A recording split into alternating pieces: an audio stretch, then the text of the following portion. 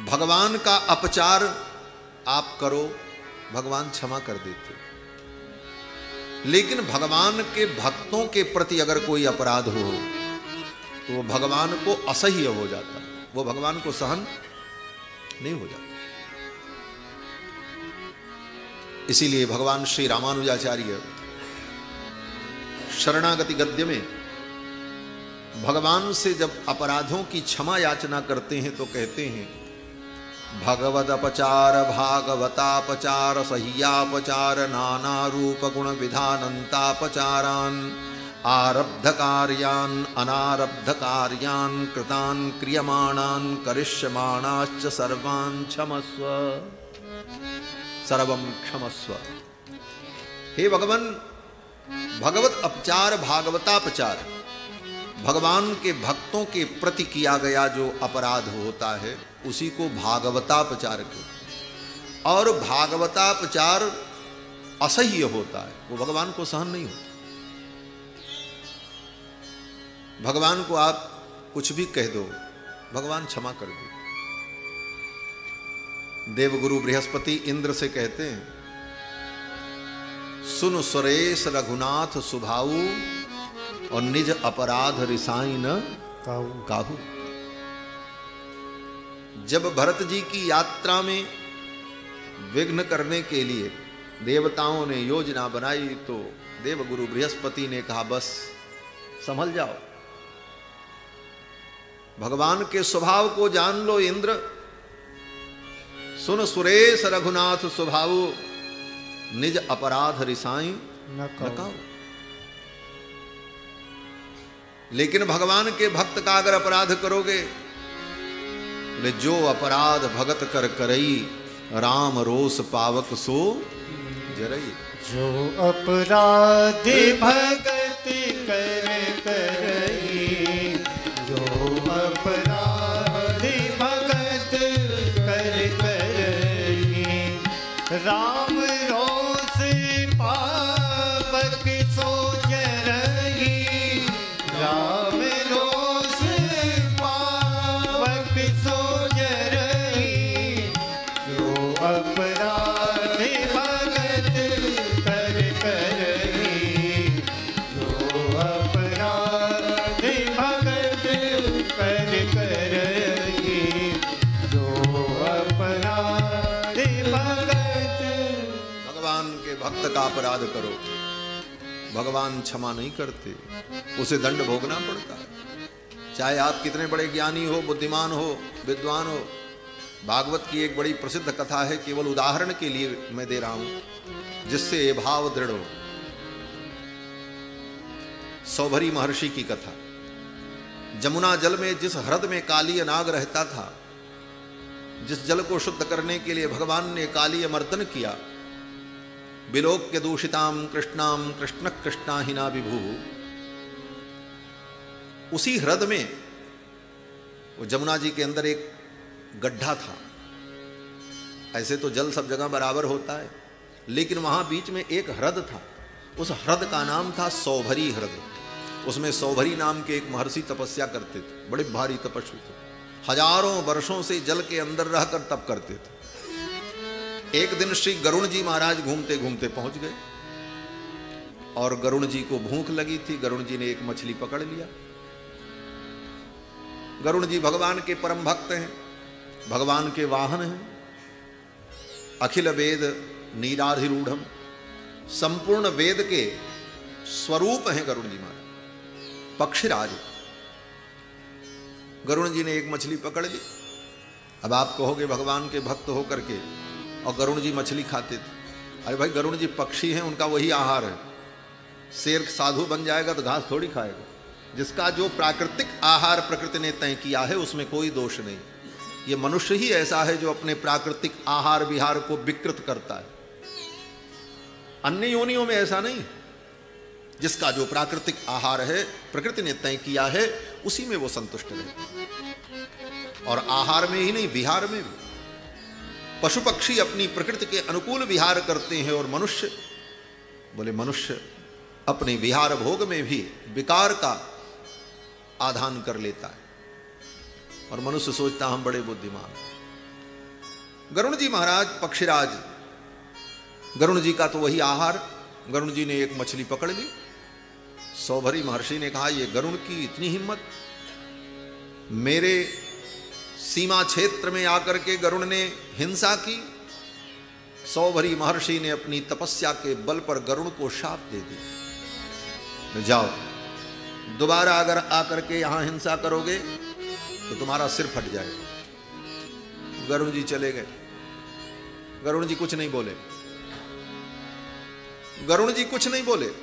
गरुण जी ने सोचा कोई बात नहीं, यहां नहीं आएंगे, इतनी बड़ी दुनिया है, इतना बड़ा ब्रह्मांड है, मेरे ठाकुर का संपूर्ण साम्राज्य है, मैं कहीं भी अपना पेट भर लूंगा, क्या जरूरत यहां आने।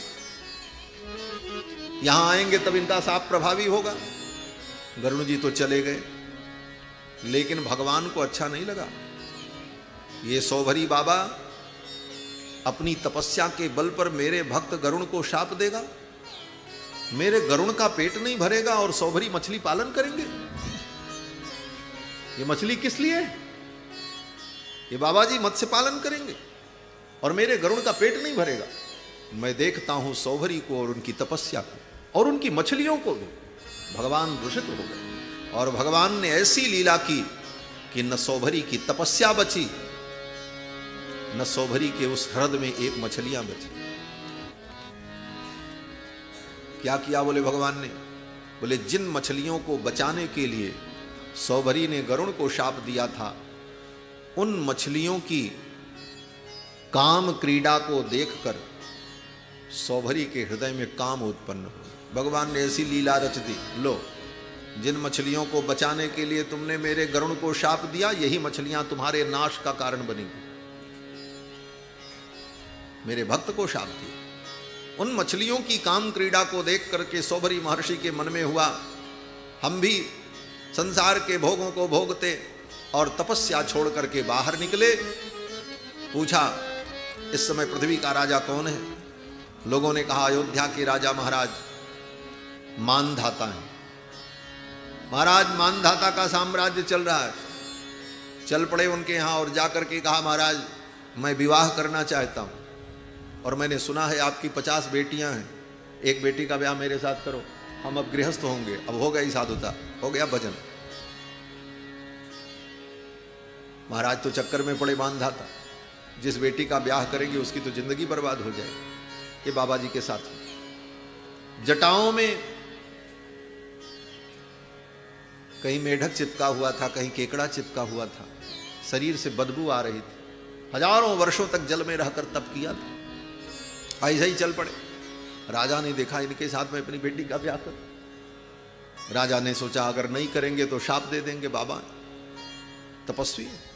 राजा ने कहा चले जाओ आप मेरे महल में, अंतःपुर में मेरी 50 कन्याएं हैं, जो कन्या आपका वर्ण कर ले उस कन्या का मैं दान कर दूंगा। सौभरी महर्षि गए। सौभरी महर्षि ने विचार किया कि मेरे इस रूप को देखकर कोई कन्या तो वर्ण करेगी नहीं, मुझे सुंदर बनना चाहिए। अपनी तपस्या जो थी उस तपस्या के एक अंश का संकल्प किया, इस तपस्या के बल पर मैं जवान हो जाऊं। सौभरी महर्षि जवान हो गए, सुंदर राजकुमार के समान। तपस्या का फल गया। जवान बनने में, जवानी पाने में सारी तपस्या गई। और जब भीतर पहुंचे तो सभी कन्याओं ने वर्ण किया, बोले हम इनसे ब्याह करेंगे, हम ब्याह करेंगे। सौभरी महर्षि ने मानधाता से कहा 50 कन्याओं ने आपकी 50 कन्याओं ने मेरा वर्ण कर लिया। बोले ठीक है महाराज, अब एक एक कन्या का ब्याह करने कहीं जाते सब एक ही घर में रहेंगी। ठीक है, संकल्प कर दिया, दान कर दिया। 50 कन्याओं को लेकर के आए, अब कहाँ रहें, घर कहाँ बनाऊं। फिर तपस्या का संकल्प किया। बोले इतने 1000 वर्ष की मेरी जो तपस्या है इसका फल मुझे चाहिए कि 50 महल बन करके तैयार हो। 50 महल बन गए। घर बनाने में तपस्या चली गई। अब अपने किसके साथ रहें? उसके साथ रहें तो वो झगड़ा करे, उसके साथ रहें तो वो झगड़ा करे। तो बाबा जी ने सोचा 50 रूप धारण करें तब काम चलेगा। फिर संकल्प किया जो मेरी तपस्या शेष बची है उसका फल मुझे यही चाहिए कि मेरे 50 रूप हो जाएं और 50 शरीर धारण करके उन 50 महलों में रहकर संसार का सुख भोगने लगे सौभरी महर्षि। तपस्या भी चली गई और जिस ह्रद में बैठकर तप कर रहे थे उसी ह्रद में काली नाम का नाग आ गया और उस नाग ने सारी मछलियों को खा करके खत्म कर दिया। बाकी उस जल को इतना विषाक्त बना दिया कि कोई भी जीव आए तो वहां मर जाए। न मछली बची, न बाबा जी की तपस्या बची, सब कुछ चला गया। क्यों? बोले भगवान के भक्त गरुड़ को शाप दिया, जो अपराध भगत कर करई, राम रोष पावक सो जरई। भगवान के भक्त का अपराध नहीं। रावण ने जब तक भगवान को गालियां दी तब तक भगवान ने रावण को कुछ दंड नहीं दिया। सब सुनते रहे। लेकिन जिस दिन रावण ने भगवान के भक्त विभीषण को लात मार करके निकाल दिया, उसी दिन रावण की आयु समाप्त हो गई। गोस्वामी जी महाराज कहते हैं कि अस कही चला विभीषण जबहि, तो आयुहीन भये सब तबहि। ये भागवत अपचार, इसलिए भागवतों के अपचार से बचना चाहिए। भगवान के भक्तों के प्रति कोई अपराध न होने पाए। और इस कारण से भी कि भगवान के भक्तों के प्रति अगर कोई अपराध आपसे हो गया तो फिर उसका प्रायश्चित यही है कि उन भागवत के चरण में जाकर के आप क्षमा मांगो। भगवान का अपराध छोटा है, भक्तों के प्रति किया गया अपराध बड़ा है। क्यों? बोले इसलिए कि दोनों के प्रायश्चित में अंतर है। अगर भगवान के प्रति आपने कोई अपराध कर दिया तो आप भगवान से क्षमा मांग लो। अपराध किया आपने 10 साल पहले, आज आपको सद्बुद्धि आ गई कि हमसे गलती हो गई थी, तो आज भी क्षमा मांग लोगे और जहां रहो वहीं से क्षमा मांग लो। भगवान सर्वव्यापक हैं, सर्वत्र विद्यमान हैं, आपके अपराध का प्रायश्चित हो जाएगा। लेकिन किसी संत के प्रति आपने अपराध कर दिया और वो संत चले गए, फिर उनको कहां तुम ढूंढते फिरोगे? उनसे कैसे प्रायश्चित करवाओगे? कैसे आप प्रणाम करके क्षमा मांगोगे? और कहीं वो दुनिया ही से चले गए भगवान के पास, बोले तब बोले वो अपराध आपका बना रह जाएगा। इसलिए संतों के प्रति अपराध नहीं करना चाहिए। जो अपराध भगत कर करई, राम रोष पावक सो जरई। जरई। हमारे पूज्य स्वामी जी महाराज एक दृष्टांत बताया करते। आज से लगभग 50 वर्ष पहले अयोध्या में सरयू जी पर पुल नहीं था। अभी जो पुल है, अभी तो नए कई पुल बन गए सब। तब सरयू जी से उस पार जाने के लिए स्टीमर चलता था, बड़ी बड़ी नाव चलती थी, नाव के खेपे चलते थे। अब उस समय यात्री एक साथ जब अधिक हो जाएं तो फिर सबको जल्दी होती थी, हम इस बार में चले जाएं, नहीं तो फिर दोबारा नाव आएगी तब जाएंगे, घंटों लगेगा। अब महाराज एक संत बैठ करके उस पार जा रहे थे, कोई संत थे, वो बैठे थे और बाकी लोग भी उस नाव में बैठ गए। तब तक कोई एक रंगरूट आया। स्वामी जी ने अपनी आंखों देखी घटना का वर्णन सुनाया था। स्वामी जी महाराज कहते थे कोई रंगरूट आया और उसको जाना था, उसको बड़ी जल्दी थी, बोले हम पार जाएंगे। गया तो कहीं बैठने की जगह नहीं, भीड़ थी, किसी और से तो लड़ाई कर नहीं सका। महात्मा को देखा, है बाबा उतरो, तुम बाद में जाना, हमको जाना। महात्मा ने कहा अरे हम पहले से बैठे। बोले बाबा जी चलो नीचे उतरो। डांट करके बाबा को नीचे उतार दिया। बाबा सीधे साधे बोले जाने दो। उतर गए नीचे, चुपचाप बैठ गए, देखने लगे। वो बैठ गया शान में, नाव चली। ज्यों ही नाव थोड़ी दूर आगे गई तब तक कुछ ऐसा झटका लगा, पूरी नाव ही पलट गई। महाराज संत के अपचार का परिणाम ऐसा भयानक। बोले बाकी लोग भी मौन थे, बाकी लोगों को विरोध करना चाहिए कि भाई महात्मा पहले से बैठा, तुम क्यों इसको भगा रहे, तुम उतरो, महात्मा जाएगा, तुम बाद में जाना। लेकिन किसी ने संत के पक्ष में कुछ कहा नहीं और सब ने इस अपराध को देखा। इस पाप के कारण वे सब उस नदी में गिरे। जो कुछ पुण्यात्मा थे, जिनके मन के कुछ सद्भाव थे, वो तो तैर पैर के निकले, लेकिन बाकी तो सब डूब गए। बाद में उन महात्मा को संतों ने बहुत फटकार लगाई। संतों ने कहा महात्मा तू अपनी साधुता में रहा, इसका परिणाम बोले इतने निरीह प्राणी डूब करके मर गए। उसने जब तुमको फटकारा तो तुम भी एक चप्पल मार देते, एक थप्पड़ उस बच्चे को मार देते, उसका प्रायश्चित तो हो जाता। लेकिन तुम अपनी साधुता में रहे, इसका परिणाम ये हुआ कि इतने लोग बेचारे मारे। संत अगर सहन कर ले अपराध तो समझ लेना इसका परिणाम बड़ा भयानक है। अगर तुम्हारी गलती को देखकर उन्होंने डांट दिया, फटकार लगा दी, कोई दंड दे दिया, समझो उसी समय तुम्हारे पाप का प्रायश्चित कर। ये भागवतापचार से बचना चाहिए। संतों ने कहा आपसे भागवतापचार हो गया। श्यामानंद जी के मस्तक को आपने रगड़ रगड़ करके धोया, अपनी परंपरा की दुहाई देकर, और खून बहा दिए एक भागवत का। अब इसका प्रायश्चित आपको करना हो। संतों ने निर्णय किया। गुरु जी ने, हृदयानंद जी ने कहा क्या प्रायश्चित करें? तो संतों ने कहा अब यही प्रायश्चित है कि 12 दिनों तक महोत्सव मनाओ और उस महोत्सव में संतों का खूब भंडारा करो, संतों की सेवा करो। यही प्रायश्चित, यही प्रायश्चित बताया। बोले 12 दिन तक का महोत्सव करो, संतों की सेवा करो। और उसका नाम रखा दंडोत्सव, क्योंकि दंड के रूप में वो उत्सव दिया गया, एक प्रकार से दंड ही था। उसका नाम हुआ दंडोत्सव, प्रतिवर्ष के लिए।